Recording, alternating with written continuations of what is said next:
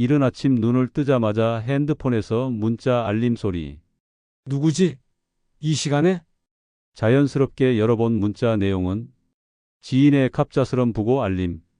뭐, 한 달 전에 산악회 같이 다녀왔는데? 웬일이람?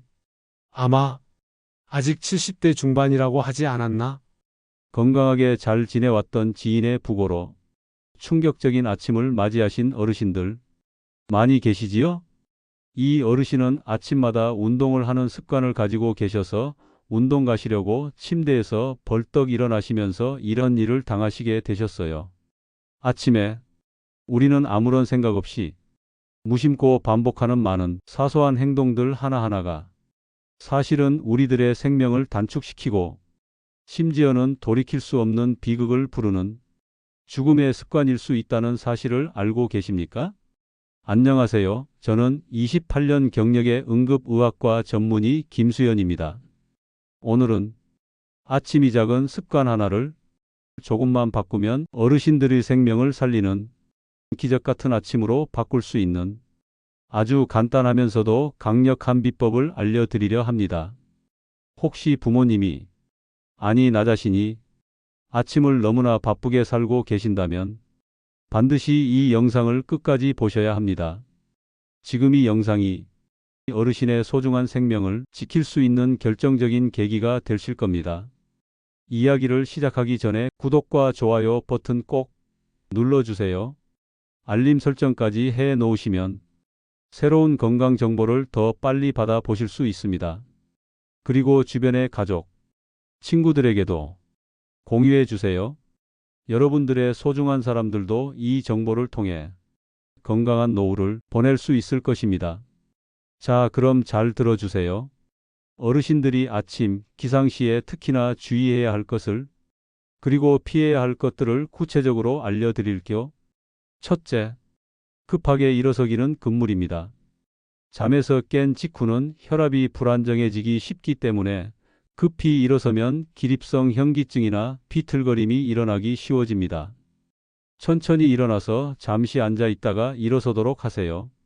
아침에 갑자기 어지러움을 느끼는 것은 여러 가지 원인으로 발생할 수 있습니다. 가장 흔한 원인으로는 기립성 저혈압, 이석증 등이 있으며 심한 경우 뇌졸중이나 공황장애와 같은 질환의 초기 증상일 수도 있습니다. 노인 인구의 약 10에서 30%가 기립성 저혈압을 가지고 있으며 연령이 증가할수록 발병률이 증가합니다. 원인은 탈수가 왔을 때, 더운 곳에 오래 서 있을 때 나타나며 당뇨병 환자는 당뇨병성 신경병증과 동반해 자율신경장애가 오면서 발생하는 사례가 많다고 국내 연구 결과가 보고되고 있습니다. 특히 나이가 들어 60대 이상에서 갑자기 일어선 후 1분 안에 혈압이 빠르게 떨어질 위험이 정상인에 비해 10배 이상 높아집니다. 이 증상을 기립성 저혈압이라고 합니다. 특히 아침 기상시에는 밤새 자면서 땀을 흘리고 자기 때문에 아침에는 탈수 현상 상태라고 할 수 있어요. 가장 큰 원인 중 하나는 탈수 상태랍니다. 그러나 안심하세요. 생활 습관 속에서 개선이 가능하답니다. 주무시기 전에 침대 곁에 한 잔의 물을 준비해 놓으세요. 아침에 천천히 일어나셔서 침대 곁에 있는 물을 앉은 상태로 500cc를 천천히 쭉 마시면 됩니다. 이러한 작은 습관이 어지러움증 예방에 상당히 효과가 좋습니다. 그리고 하체, 등 근육 운동을 하루 30분 정도 아침 저녁으로 나누어 하세요. 그리고 실내자 전거를 30분 정도 타는 것이 중요하지만 처음 시작은 무리하시지 마시고 3개월 정도는 앉아서 하는 운동에 집중해 주세요. 식탁 의자에 엉덩이를 살짝 걸터 앉았다가 엉덩이만 살짝 일어서는 동작을 해보세요. 천천히 조금씩 꾸준히 해야 많은 도움이 됩니다. 둘째, 격렬한 운동은 하지 않는 것입니다.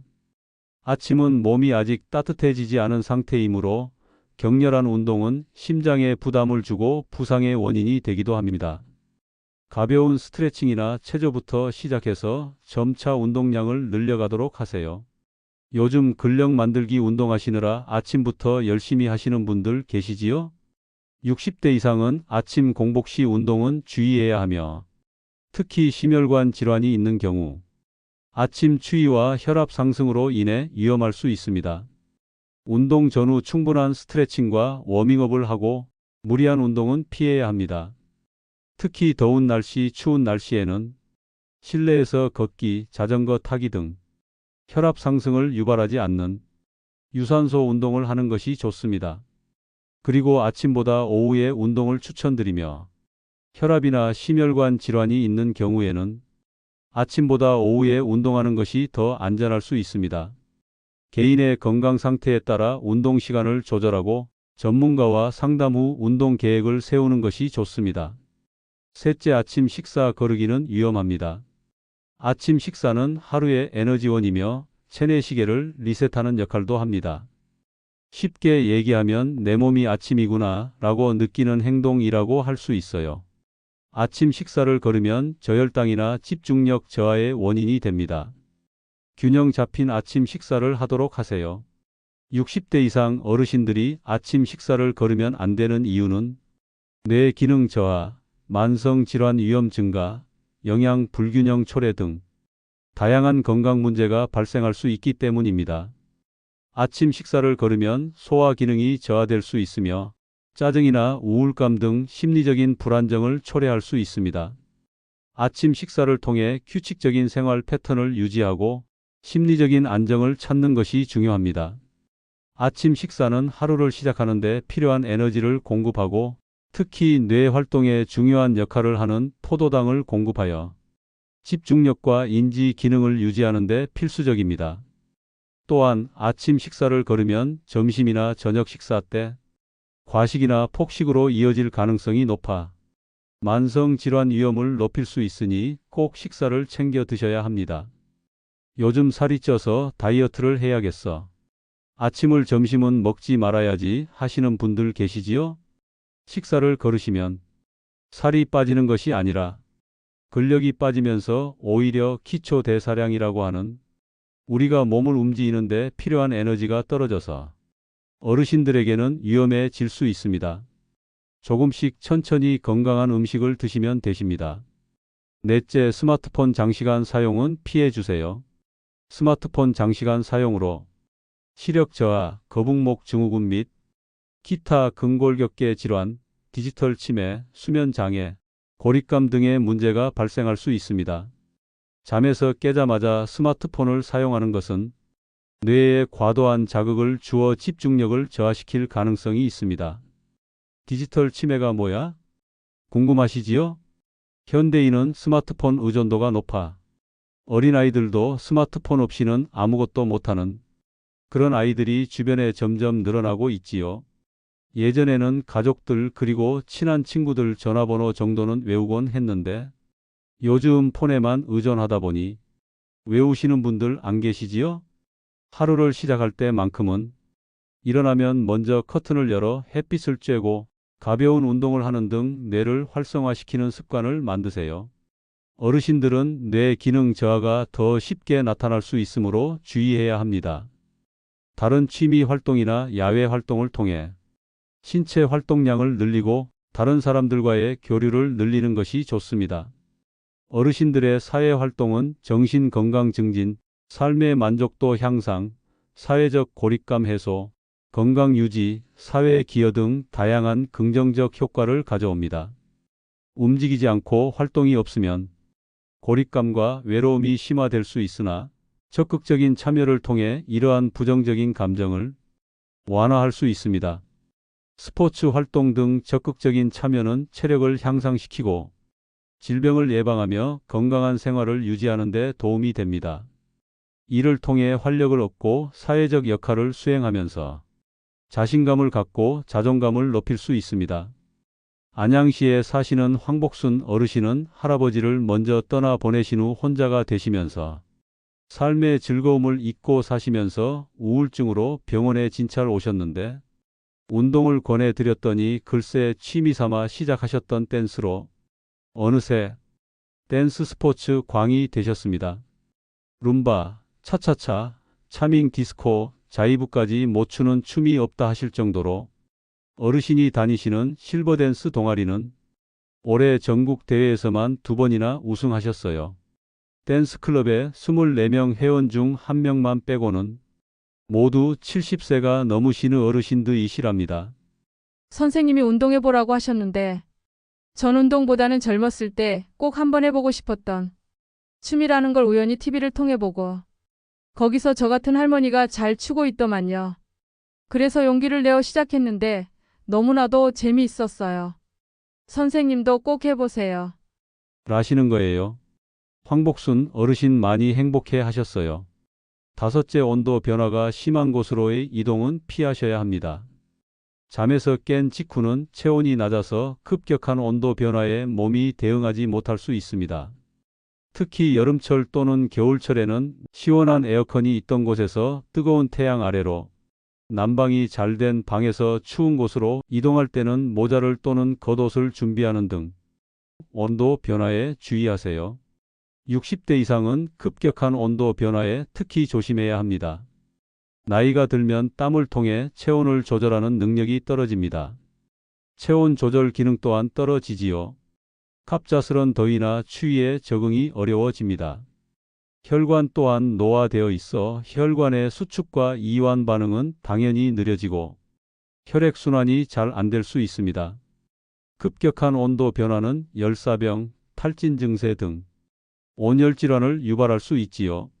특히 고혈압, 당뇨병 등 만성 질환을 앓고 있는 경우 온도 변화에 더욱 민감하게 반응하여 질환이 악화될 수 있습니다. 특히 어르신은 위험합니다.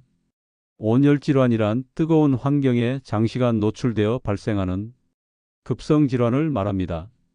증상으로는 두통, 어지러움, 근육 경련, 피로감, 의식 저하 등이 있으며 심하면 열사병과 같은 생명에 위험한 상황을 초래할 수 있습니다.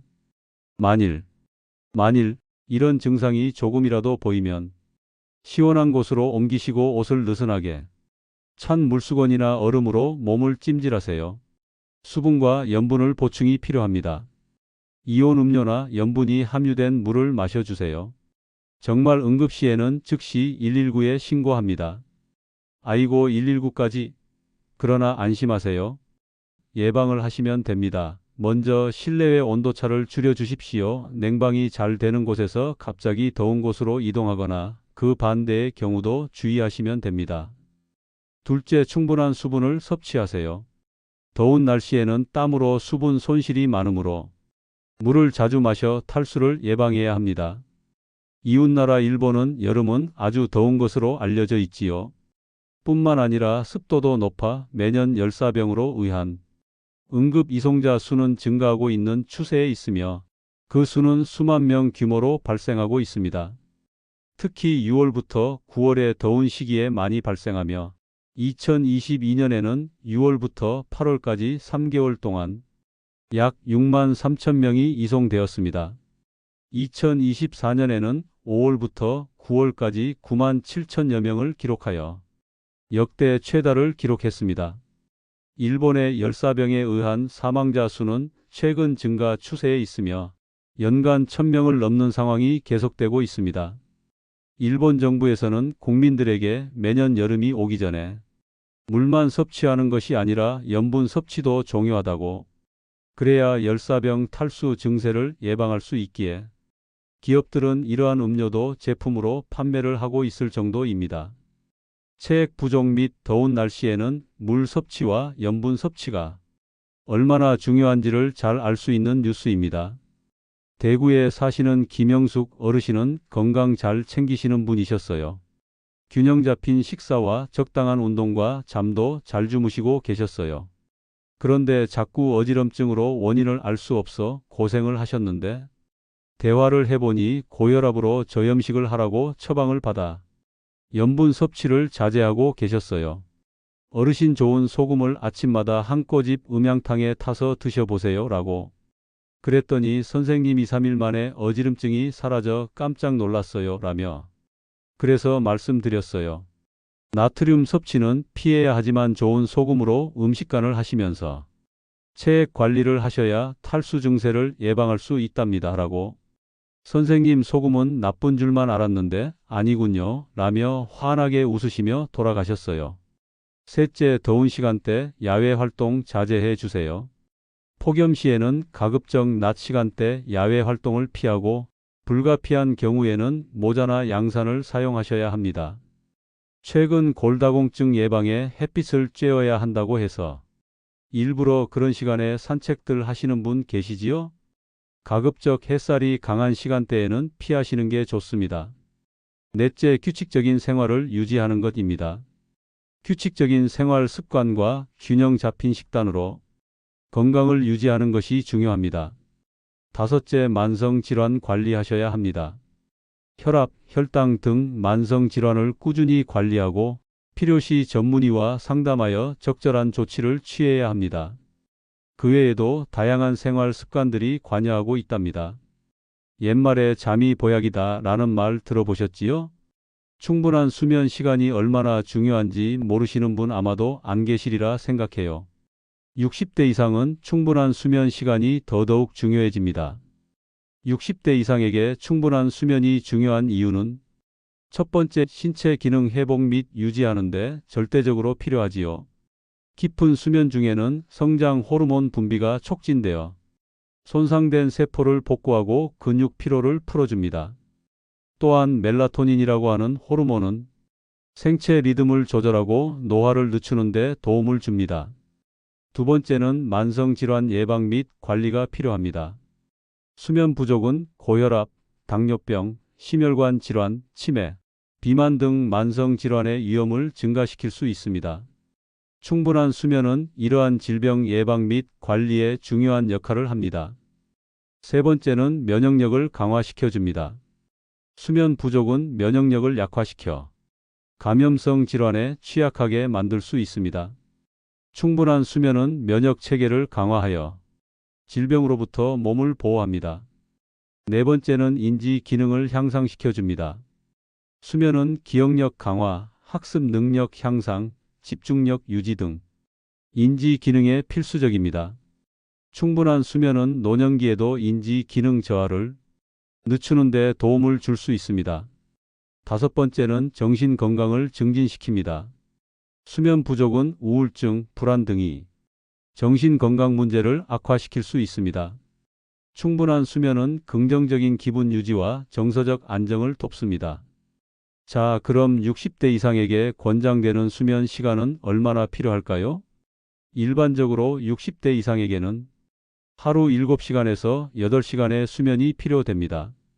질 좋은 수면을 위해서는 늦어도 밤 10시에는 잠자리에 들어 새벽 2시 사이에 깊은 잠을 취하는 것이 중요하며 이는 멜라토닌 분비를 돕고 뇌파 안정과 심장 건강에 긍정적인 영향을 미칩니다. 성장 호르몬 또한 이 시간에 집중적으로 분비되므로 특히 아이들의 성장에도 매우 중요한 시간입니다. 하지만 개인의 수면 패턴과 건강 상태에 따라 적정 수면 시간은 달라질 수 있습니다. 60대 이상에서 수면 문제가 발생하기 쉬운 이유는 생체 리듬 변화로 나이가 들면서 멜라토닌 분비가 감소하고 생체 시계를 조절하는 신경 기능이 저하되어 수면 패턴이 변화합니다. 멜라토닌이란 무엇일까요? 멜라토닌은 수면 유도 및 면역력 강화에 도움을 주는 호르몬입니다. 수면 중 성장 호르몬 분비에도 영향을 미칩니다. 또한 피부 톤 개선에도 관여하며 어두울 때 분비가 왕성해집니다. 그렇기에 주무실 때는 어둡게 하시고 주무셔야 합니다. 불면증, 일주기 리듬 수면 장애, 코골이 및 수면 무호흡증 등 다양한 수면 장애가 발생하기 쉽습니다. 그리고 만성 질환이나 통증으로 인해 수면을 방해받을 수 있습니다. 복용하는 약물로 인해 수면 장애가 발생할 수도 있습니다. 규칙적인 생활도 하셔야 합니다. 매일 같은 시간에 자고 일어나며 식사 시간도 규칙적으로 함으로써 체내 시계가 정돈되고 수면의 질도 향상됩니다. 수분 보충도 잘 하셔야 합니다. 자는 동안에도 페트병 한 병만큼 수분이 손실되고 있다는 사실 알고 계셨나요? 주무시기 전에도 한 모금 정도의 물과 기상 시에는 따뜻한 물 한 컵을 마시도록 하세요. 카페인 과다 섭취는 삼가하셔야 합니다. 자기 전뿐만 아니라 아침의 카페인 섭취도 수면의 질을 저하시킬 가능성이 있습니다.